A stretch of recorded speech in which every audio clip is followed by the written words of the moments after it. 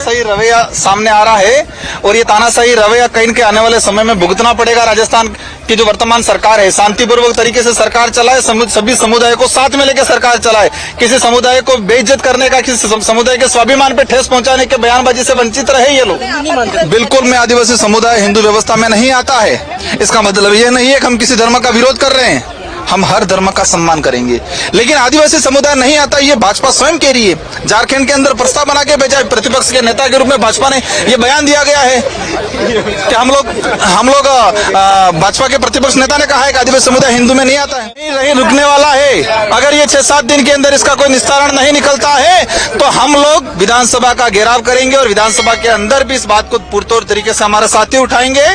साथ ही लोकसभा के अंदर भी ये बात उठेगी और यही नहीं होता, उनका अगर उस आदमी को नहीं हटाया गया तो आने वाले समय में भाजपा को आदिवासी इलाकों में घुसने नहीं दिया जाएगा। पर्टिकुलर अभी मदन दिलावर जी का बयान है, लेकिन पार्टी भी इतनी जिम्मेदार है क्योंकि पार्टी का भी कर्तव्य बनता है कि उनका मंत्रिमंडल में बैठा हुआ व्यक्ति इस तरह से बयान करता है तो पार्टी का स्टैंड होना चाहिए, ऐसे व्यक्ति को पद से हटाना चाहिए। हमको रोका गया है, ये कहा गया है कि मदन दिलावर जी यहाँ नहीं है अभी और यहाँ 144 लगी हुई है, तो उनकी बात मानी। हमारा सैंपल उन्होंने लिया है पुलिस प्रशासन ने, और पुलिस प्रशासन ने आश्वस्त किया कि सैंपल उन तक पहुंचा दिया जाएगा।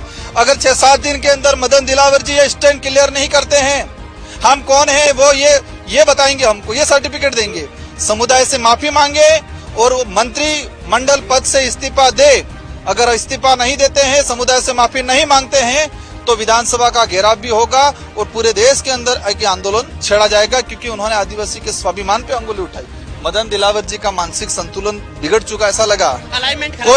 कोई आधार नहीं है, कोई समझ में नहीं आ रहा है किस तरह का मंत्री किसी के डीएनए की बात करे, किसी के आइडेंटिटी की बात करे।